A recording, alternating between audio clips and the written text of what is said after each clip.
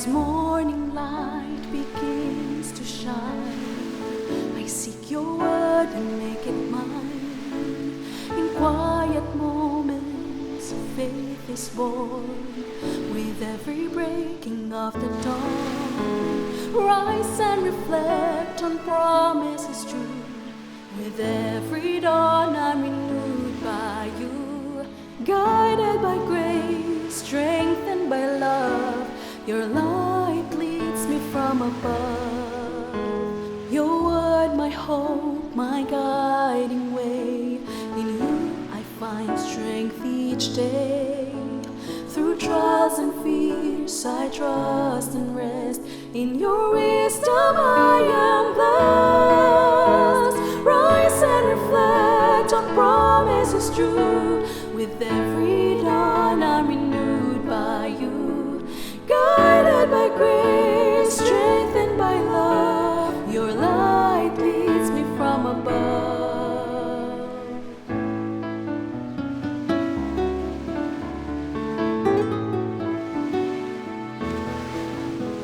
Your word, my hope, my guiding way. In you I find strength each day. Through trials and fears I trust and rest. In your wisdom I am blessed. Rise and reflect on promises true. With every dawn I'm renewed by you. Guided by grace, strengthened by love, your light leads me from above. Rise and reflect on promises true. With every dawn I'm renewed by you. Guided by grace, strengthened by love, your light leads me from above. Your light leads me from above.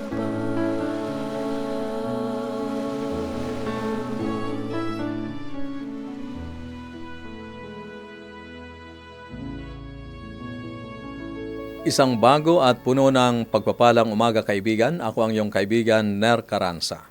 Sa mga awit, kabanatang 5 talatang 3, sa umaga o Panginoon, naririnig niyo ang aking panalangin, habang sinasabi ko sa inyo ang aking mga kahilingan at hinihintay ko ang inyong kasagutan. Kaibigan, mga pangako ng Diyos sa umaga. Tayo po ay narito sa ating himpilan, AWR 89.1 FM, at ito ang ating palatuntunang Rise and Reflect. Welcome po sa inyo pong mga maagang nag-tune in. Kayo man ay nasa inyong tahanan o naglalakbay sa inyo pong mga sasakyan, nagpapasalamat po ako ng marami sa inyo. Ganon din po ang ating mga kaibigang sumusubaybay sa atin pong social media, saan man po kayo naroroong bahagi ng mundo. Kayo po ay welcome dito sa ating programang Rise and Reflect. Dito ay pinasisimula natin ang bawat araw sa pagbabalik ng pasasalamat sa ating Panginoong Diyos, pagbabasa ng Kanyang salita at sa pananalangin. At itinutuloy natin ang aklat ng Hebreo, kabanatang 4 po tayo, talatang 1 hanggang 11. Mula sa ang Bible Pinoy Version, pakinggan niyo po ang sinasabi ng Biblia. Ngayon, habang ino-offer pa sa atin ng Diyos yung promise niya na pahinga, mag-ingat tayo na walang kahit isa sa inyo ang hindi makatanggap ng promise na yon. Kasi narinig natin ang magandang balita at narinig din nila yon. Pero wala silang napala sa mensaheng yon kasi hindi naman nila tinanggap ng may faith yung narinig nila. Tayong mga naniniwala, tinatanggap natin ang pahinga na pinangako ng Diyos. Sabi nga niya, sa galit ko, sumumpa ako. Hinding-hindi sila makakapasok sa lugar kung saan ko sila bibigyan ng pahinga. Sinabi niya to kahit tapos na ang mga gagawin niya mula nung nilikha niya ang mundo. May sinabi nga sa scriptures tungkol sa pampitong araw. At sa pampitong araw, nagpahinga ang Diyos sa lahat ng ginagawa niya. At sinabi niya ulit, hinding-hindi sila makakapasok sa lugar kung saan ko sila bibigyan ng pahinga. Yung mga unang nakarinig sa magandang balita, hindi nila natanggap yung pahinga kasi hindi sila naniwala. Pero meron pa ring papayagang makatanggap nito. Kaya nga nag-set ang Diyos ng ibang takdang araw na tinawag na ngayon. Nagsalita siya after ng mahabang panahon. Si David ang ginamit niya para sabihin yon. At yun nga yung part ng scripture na nabanggit na kanina. Ngayon, pag narinig nyo ang boses ng Diyos, huwag na kayong magmatigas. Kung binigay na ni Joshua sa mga tao yung pahinga na pinangako ng Diyos, wala na sanang sinabi ang Diyos na isa pang araw ng pahinga. Kaya nga meron pa ring pahingang ibibigay ang Diyos sa mga naniniwala sa Kanya, kagaya ng pahinga na ginawa niya sa 7 araw. Yung mga makakatanggap ng pahingang pinangako ng Diyos, titigil sila sa trabaho nila para magpahinga, kagaya ng Diyos na nagpahinga rin.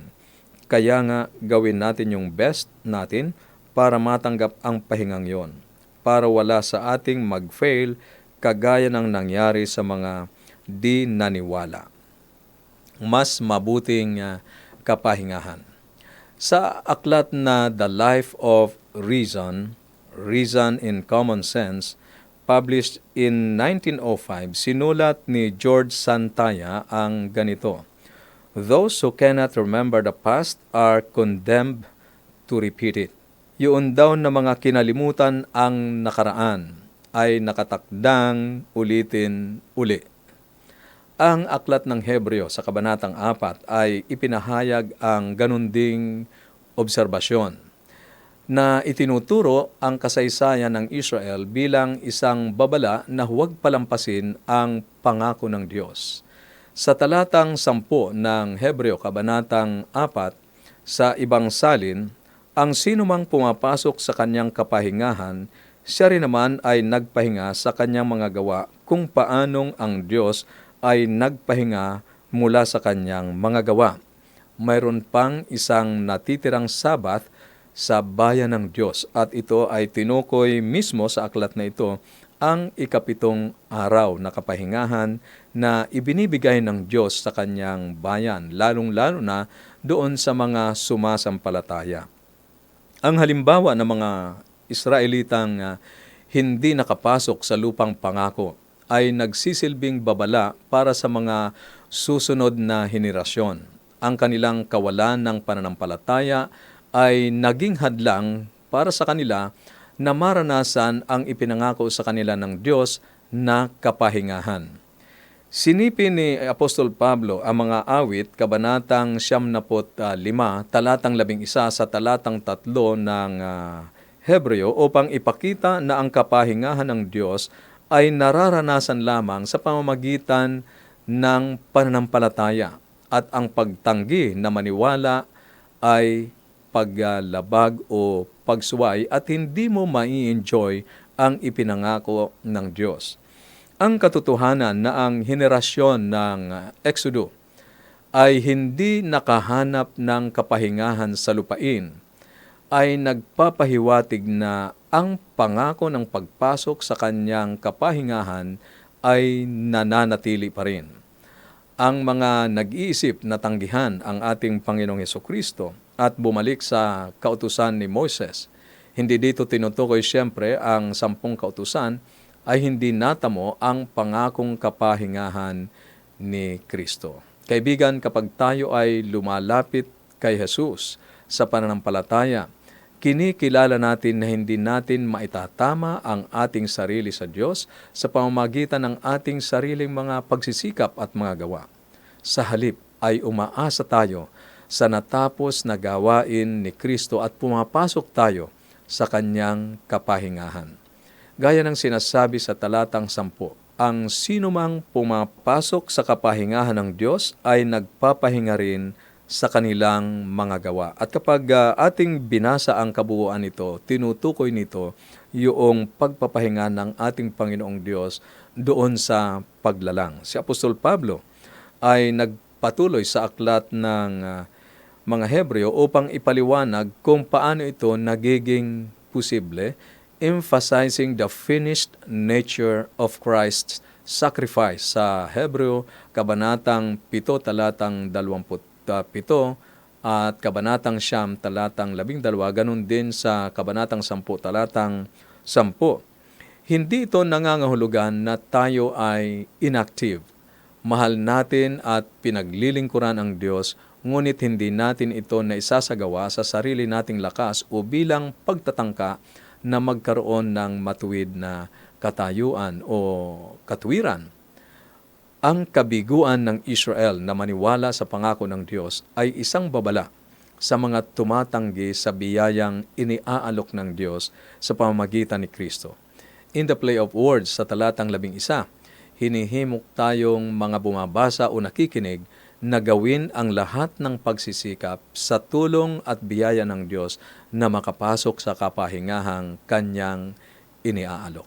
Kaibigan, kasama dito ang ikapitong araw na pamamahinga, ang Sabbath ng Panginoon.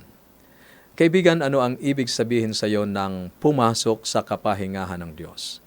Paano mo tatanggapin ang kapahingahang ito na tumutukoy sa ikapitong araw ng sanlinggo, ang Sabbath?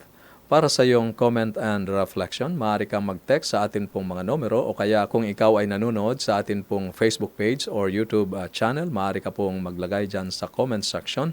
At para naman po sa inyo na mga nakikinig sa radyo, ang atin pong mga numero kung saan pwede po kayo mag-text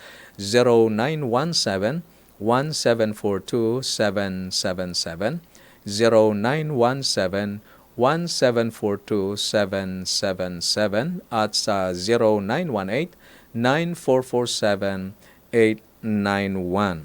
0918-9447-891. Sa pagkakataong ito, nais ko po kayong anyayahan na samahan kami sa atin pong paglapit sa ating Panginoong Diyos sa pamamagitan ng pananalangin. Tayo po ay manalangin. Amang banal, dakilang Diyos, idinadalangin po namin na kami ay inyong tulungan na maranasan ang perpektong kapahingahan sa inyo. Tulungan mo po kaming maranasan ang tunay na Sabbath, ang ikapitong araw na kasama po kayo at ang mga sumasampalataya sa inyo. Narinig namin mula sa aklat ng Hebreo, Panginoon, ang iyong panawagan. O Diyos, patnubayan mo po kami at ang aming mga kaibigang nakikinig sa iyong daan upang maisuko namin ang aming mga trabaho, ang aming mga gawain sa layunin na kami po ay papasok sa kapahingahang inyo pong iniaalok para sa mga naniniwala at sumasampalataya. Panginoon, akin din pong tanging inilalapit sa inyo, itinataas ang mga kaibigang nagpahayag ng kanila pong mga saloobin, ng kanila pong mga panalangin, para po sa kagalingan ng kanilang mga mahal sa buhay. Inyo po sana silang pakinggan. Dalawin po ang mga mahal sa buhay na ito na may karamdaman at hipuin ang kanilang may hinang katawan upang bumalik ang kanila pong mga kasiglahan at kalusugan. Idinadalangin din namin, Panginoon, ang mga nagsisipaglakbay, ingatan po sila sa daan at makarating sila sa kanila pong mga patutunguhan. Pagpalain po ang inyong mga anak sa kanila pong pagpasok sa mga opisina at sa mga pagawaan. Maraming salamat po sa pagdinig niyo sa aming panalangin, sapagkat ito po ay aming hinihiling sa pangalan ng aming tagapagligtas na si Jesus. Amen. Amen. Maraming salamat muli, kaibigan, sa inyong pagsubaybay dito sa ating himpilan, AWR 89.1 FM, at dito sa ating programang Rise and Reflect. At nais ko po kayong anyayahan na i-avail ang atin pong Bible Study Guide na Explore para po sa inyong patuloy na pag-aaral ng salita ng ating Panginoong Diyos. Mapapasa inyo po ang araling ito kung inyo pong i-comment dyan sa comment section ang inyo pong mga pangalan, kompletong address at contact numbers. At para naman po sa mga nakikinig, ang atin pong numero kung saan pwede nyo pong i-text ang inyong kompletong pangalan at address ay 0917-1742-777. 0917-1742-777 at sa 0918-9447-891. 0918-9447-891. Muli rin kitang inaanyayahan na sundan ang natatanging pag-aaral na atin pong isinasagawa tuwing alas 7 ng gabi, ang Revelation of Hope. Magpapatuloy po tayo sa mga magagandang paksa na atin pong pinasimulan dito po sa ating programang Revelation of Hope. At ganun din po, mamayang 12:00 ng tanghali ang pagpapatuloy ng ating Bible School on Air upang talakayin ang mga paksang nasa atin pong aralin. Ito ang iyong kaibigan Nerio Caranza, nagsasabing huwag kang matakot, huwag kang mangamba, huwag kang mag-alala. The Lord is always near you. Ang susunod, may nagmamahal sa iyo. Pagpalain po kayo ng Panginoon.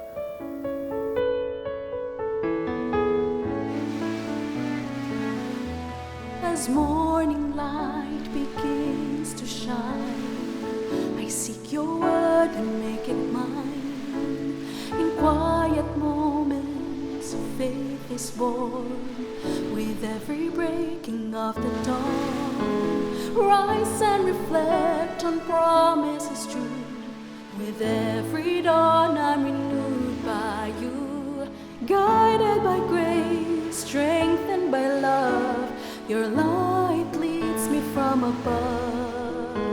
Your word, my hope, my guiding way. In you I find strength each day. Through trials and fears I trust and rest. In your wisdom I am blessed. Rise and reflect on promises true. With every dawn I'm renewed by you, guided by grace, strengthened by love. Your light leads me from above.